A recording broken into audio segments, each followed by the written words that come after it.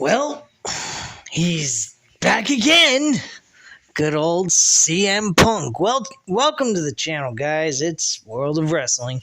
Here to talk about AEW Dynamite, May 31st, 2023. Thank you very much. The show was, it was alright. It was okay show. Main event was pretty good. The opener to the show is really good. I mean, the TBS Women's Championship with Chris Statlander defending her title. That was all right.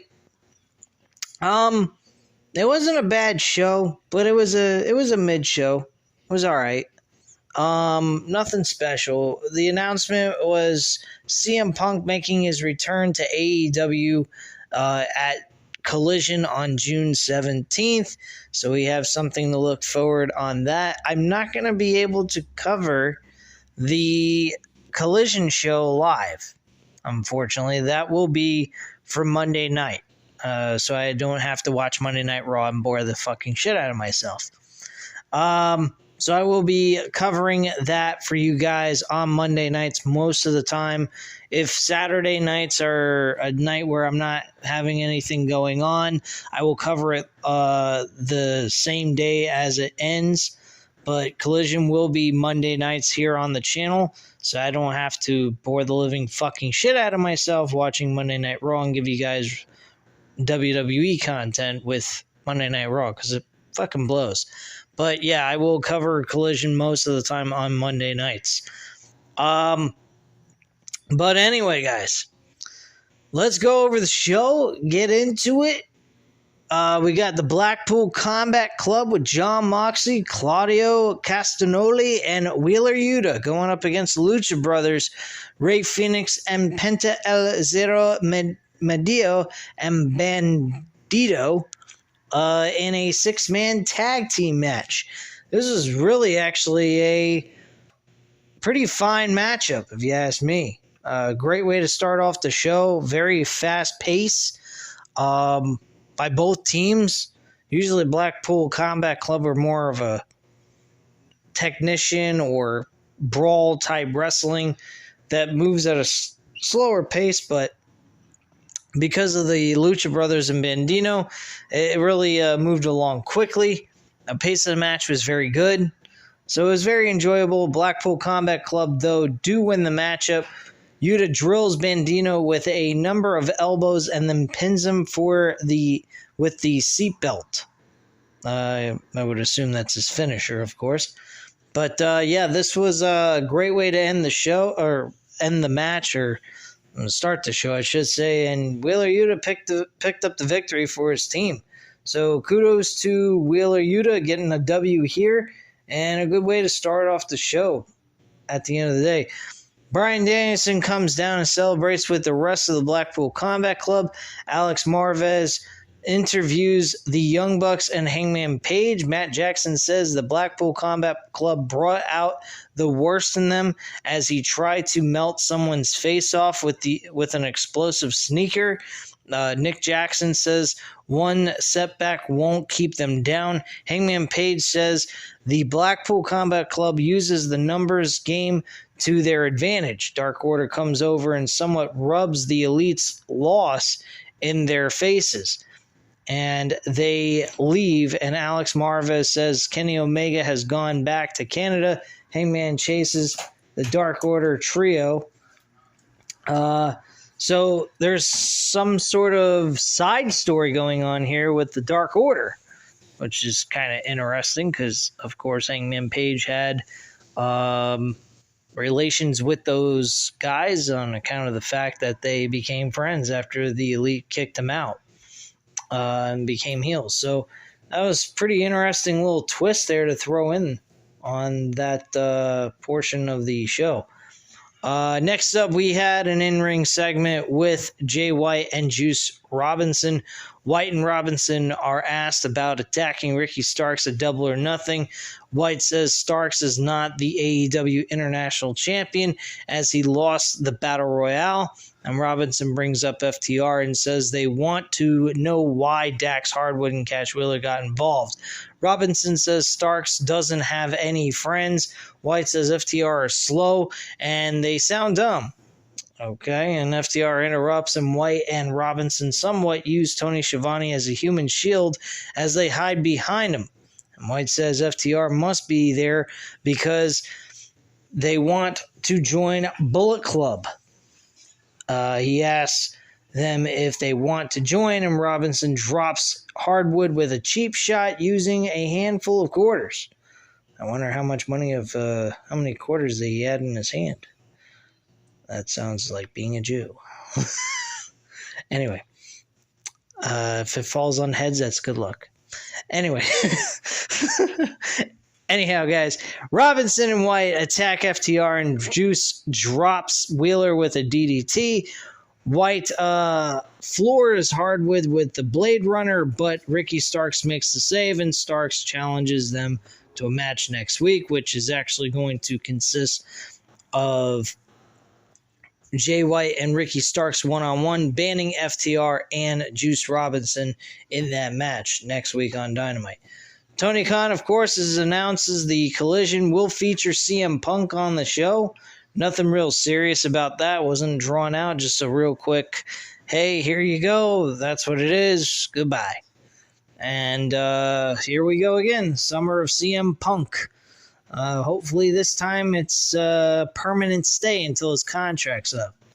And he doesn't have any other reasons like, oh, I got a splinter in my toe, or, oh, this one said something bad about me. Oh, I can't deal with it. It's too much for me to handle. I just can't handle the fact that I just suck. Anyway, that was just my rant for this review tonight. Pretty much the rest of the show is, like I said, okay. Anyway, Swerve Strickland versus Big Bill. Yeah, good old Big Bill. This used to be W. Morrissey or Big Cass. Now he just goes by good old Big Bill. And Trent Beretta in a triple threat match. This match was whatever, man. I just didn't even really care for this match all that much. I mean, it wasn't terrible. It was nice to see these guys get some airtime. Usually they don't get a whole lot of airtime. So apparently Tony Khan's given these guys some opportunity to do something. Swerve Strickland actually was on the show twice tonight, so that was pretty nice of them to do that. He's been off television for quite a while anyway. And he was doing some good stuff with Keith Lee, at least building some sort of storyline between the two of them after they lost the tag team titles. And now at this point, he's been kind of trying to get back up to where he was before he was taken off TV. So it is what it is, but not bad. Match was okay, but nothing special. Swerve Strickland won that match. A video package highlights Chris Statlander's return and win at AEW Double or Nothing for the TBS Women's Championship, which I wish they would have had a storyline built between her and Jade Cargill so that the win would be more impactful, but unfortunately they didn't feel that way. I don't know. Renee Paquette interviews the Acclaimed and Daddy Ass Billy Gunn.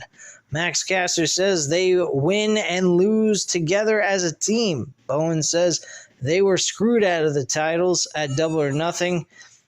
Bowen says Gunn deserves to hold gold one more time before he ends his career. Tells Gunn they love him and everyone loves the Acclaim. They are the people's choice. So we get an in-ring segment with Don Callis and Takeshita. And Don Callis the Virus. That's what he used to be called. He was called the Virus in ECW back in the day. So I'm calling Don Callis the Virus. It kind of works. And it kind of rhymes, so there you go. So Callis addresses betraying Kenny Omega. He says he's the real victim. He was responsible for Omega's successes, listing them off one by one. Callis says Omega chose his friends over him. He explains that Omega destroyed his family, and while he might have lost a nephew, he gained a son. Callis calls Takeshita the best athlete he's seen in wrestling. He's better than Inoki and Okada. Yeah, he mentioned Okada. I had a feeling he was going to do that too. That was a little rub. I think Takeshita is going to be going up against Okada at Forbidden Door this coming June 25th on pay-per-view for only $49.99. Anyway. He also says they'll prove that Takeshita is better than Omega. Takeshita says they're going to destroy the Elite, and they will destroy Omega. Callis says he's going to build a new family, and they're going to cut the Elite out of AEW. So no reference or notification just yet. I don't think he is part of the Blackpool Combat Club. There was no acknowledgement of this at all, which is kind of odd. I mean, they've had multiple opportunities to say that Don Callis is working with Blackpool Combat Club and Takeshita as well, and yet that is not being mentioned just yet. I don't know. I mean, they're not looking anything like the Blackpool Combat Club anyway, so I don't know how to call this outside of they're just a separate entity from Blackpool Combat Club and have nothing to do with them. But whatever. Anyway, we get a video package highlights Wardlow's win over Christian Cage at Double or Nothing. The TNT champion seemingly challenges Luchasaurus to a match, so we're going to have the TNT championship defended against Luchasaurus, which I hope Luchasaurus does not win that fucking match. That would be terrible. Anyway, we get Orange Cassidy and Darby Allin versus the Gates of Agony. And that is consisted of Bishop Khan and Toiliana. I don't even know how to pronounce their fucking names, and if I mispronounce it, who gives a shit? They're the 6-man tag team champions in Ring of Honor. Who gives a fuck? Why am I seeing Ring of Honor shit on my television here? It's supposed to be on Honor Club. So keep it there, dumbasses. Anyway, this match was whatever, truthfully. It was whatever was there. I mean, Orange Cassidy, Darby Allin, they're great professional wrestlers. They won this match with Darby Allin connecting with a coffin drop and getting the 1-2-3, and that's how that match ended. Cage, Strickland, and Nana approached the ring, seemingly about to attack Cassidy and Allin, but Sting comes down and evens the odds. Sting, Allin, and Cassidy stand tall in the ring. Okay, big deal. Whatever. All right. In a backstage promo following the AEW Double or Nothing show, we had the AEW World Champion MJF comment on his win at Double or Nothing. MJF says AEW is running out of competition and nobody is on his level. He also points out about Darby Allin being unable to kick out to a head takeover, once again losing to that maneuver and getting the victory. And he said all three of his opponents were pathetic and that they are not on his level, as I already just mentioned from what I just read. Anyway, FTW champion Hook comes to the ring. He is asked about the what's next, and he is interrupted by Jose, the assistant, Preston Vance, and Dralistico of Le Fancon and Garbo Noble. Some shit like that. I don't fucking know. He says they don't get opportunities, so they're going to take one. Jose tells Preston and Dralistico to attack Hook. Jungle Boy Jack Perry makes the save, though. Big fucking waste of time. I don't understand what the hell the point was of all that, but whatever. Backstage, Toni Storm brags about her title win and looks forward to defending the AEW Women's Championship at the House Rules events this weekend. Okay, so Toni Storm's going to be a fighting champion for her Women's Championship that no one will ever get to see on TV. Big deal. Anyway, TBS Women's Champion Chris Statlander defended her championship against Nyla Rose. Nyla Rose has not appeared on television for God knows how long, and all of a sudden is getting a TBS Women's Championship match. I'd like to know how the hell that works. Then again, a lot of things in pro wrestling these days don't even make any sense. They just give title opportunities to people who don't even deserve it. Wish you could get that in boxing and UFC. But that's not how life works. But apparently in wrestling, they kind of think that that's the way it should be. But anyway, Statlander won this match by a 40-50 splash. This match was pretty decent. I didn't think it was bad. But I don't understand why Nyla Rose was getting a fucking world title opportunity at all. She didn't do anything to earn it. I haven't seen her on TV, and don't tell me, oh, she works on Dark. Who the fuck cares? Dark's been done. It's over with. It doesn't even go on YouTube anymore. So who gives a shit? I don't give a fuck about the fucking Nyla Rose. Anyway, the broadcast team runs through the card for next episode of AEW Rampage and Dynamite. We get the main event of Adam Cole, baby, and Britt Baker versus Chris Jericho and Saraya. This match was pretty dang good. I really liked this match. There was a lot of mixture of men and women getting physical in the ring here and there throughout the entire matchup. I thought that was a very, very rare thing we ever get to see. So I have to give them a lot of credit for what they did here. This wasn't your typical mixed gender tag team matchup that you normally see on television. We got to see a little bit of action between the genders doing stuff to each other. So I kind of like that, and I thought that was pretty cool. One of them is like Britt Baker going ahead and applying her submission hold on Chris Jericho. That was very nice. We got to see, I believe, Adam Cole and Britt Baker super kicking Saraya in the face and doing the same to Chris Jericho as well. I thought the match was fucking awesome for what it was. And so basically a match ended with Cole super kicking Chris Jericho and then hitting the boom for the win. And Adam Cole and Britt Baker end the show as winners. And that's how the show goes off the air. So, I mean, again, this wasn't a terrible show. It was kind of, sort of like a in-between type of thing. It wasn't very great. It wasn't like super good, but it wasn't like at all bad.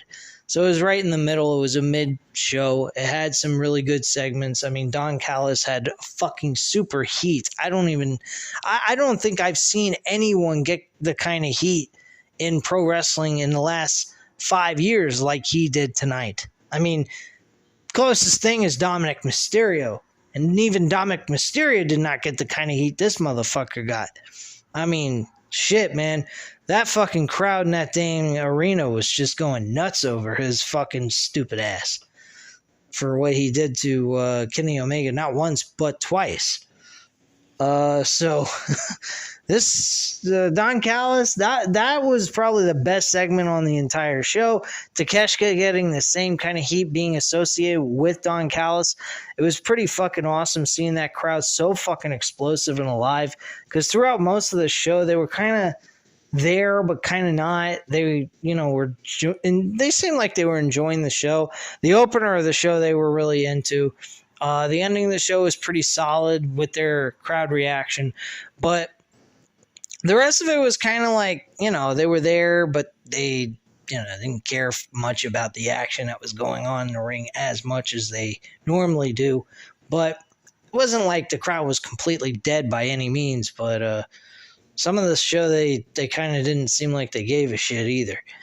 But anyway, guys, that's all I have to say here at this time. You know what to do. Hit that like button if you like the video. Hit the subscribe button if you're not already subscribed to the channel. And leave a comment down below. I'll definitely get back to you on that. Thank you guys very much for watching. Have a great night, guys. Bye.